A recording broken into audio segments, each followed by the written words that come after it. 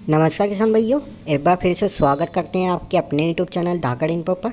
किसान भाइयों, आज हम बात करने वाले हैं कि लहसुन में जो हमें थ्रिप्स का अटैक हमेशा देखने को मिलता है, तो हमें इसे कैसे कंट्रोल करना चाहिए, कौन सी ऐसी दवाइयों का प्रयोग करना चाहिए जिससे हमारा थ्रिप्स पूरी तरह ख़त्म हो पाए।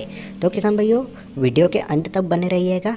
और किसान भाइयों, आपने अभी तक हमारे यूट्यूब चैनल को सब्सक्राइब नहीं किया है तो सब्सक्राइब जरूर Subscribe करें, now साथ ही पास आई and बेल आइकन press को the प्रेस bell जरूर icon. करें ताकि आने वाले वीडियो के नोटिफिकेशन आपको सही समय पर मिल सके। किसान भाइयों, लहसुन में थ्रिप्स एक बहुत ही घातक बीमारी मानी जाती है। और ये जो थ्रिप्स होते हैं ये लहसुन की पत्तियों के बीच में पाए जाते हैं, जिसके बाद में किसान भाइयों ये लहसुन की पत्तियों को खुरचता रहता है और उसके अंदर से जो भी रस निकलता है उसको ये पीने का काम करता है, जिसके बाद में किसान भाइयों हमारी फसल हमें पीली दिखना चालू हो जाती है। और कुछ समय ऐसा आता है कि हमारा पौधा पूरी तरह सूख कर ख़त्म भी हो जाता है। अगर कोई किसान भाई लहसुन में थ्रिप्स होने के बाद भी दवाइयों का इस्तेमाल नहीं करता है तो उसे उसके उत्पादन में काफ़ी कमी देखने को मिलती है। यहाँ तक कि किसान भाइयों थ्रिप्स उसके उत्पादन का 40 से 50% भाग भी ख़त्म कर देता है। अगर किसान भाइयों हमें थ्रिप्स को रोकना है तो पहले इसके बारे में हम जान लेते हैं कि थ्रिप्स कौन कौन से रंग में होते हैं। किसान भाइयों, बात करें थ्रिप्स तो यह मुख्यतः हमें काले, पीले, सफ़ेद और सिल्वर रंग में दिखाई देते हैं। और किसान भाइयों यह गर्म वातावरण में हमें ज़्यादा दिखाई देते हैं।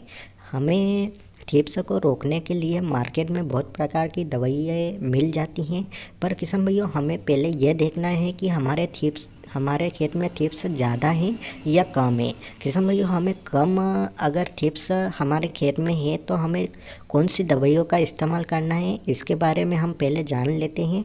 अगर किसान भाइयों हमारे खेत में थ्रिप्स कम मात्रा में है तो इसके लिए हमें सिजेंटा की पॉलीट्रिन का प्रयोग करना चाहिए।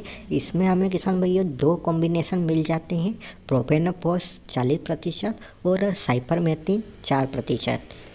किसान भाइयों, अब हमें इसका इस्तेमाल कैसे करना है इसके बारे में जान लेते हैं। तो किसान भाइयों इसके इस्तेमाल करने के लिए हमें प्रति एकड़ में इसकी मात्रा 300 ml रखनी है।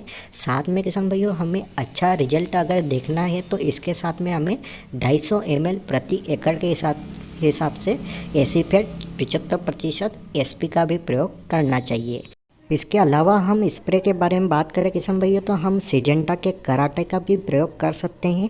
इसमें किसान भैया हमें लेम्ब्रासाइलोथिन 5% इसी के फॉर्म में मिलता है। अगर इसके हम इस्तेमाल के बारे में बात करें किसान भैया तो हमें प्रति एकड़ में इसे 250 ml इस्तेमाल करना है। साथ ही किसान भैया हमें अच्छा रिजल्ट अगर देखना है तो इसमें हमें 250 ml एसीफेट 75% SP का भी प्रयोग करना है। और किसान भाइयों अगर हमारे खेत में थ्रिप्स ज़्यादा मात्रा में है अगर किसान भाइयों थ्रिप्स हमारे खेत में कम मात्रा में है तो आप इन दोनों दवाइयों में से कौन सी भी एक दवाई का इस्तेमाल अपने खेत में कर सकते हैं। उसके बाद में किसान भाइयों थ्रिप्स पर हमें अच्छा कंट्रोल हमारे खेत में देखने को मिलेगा।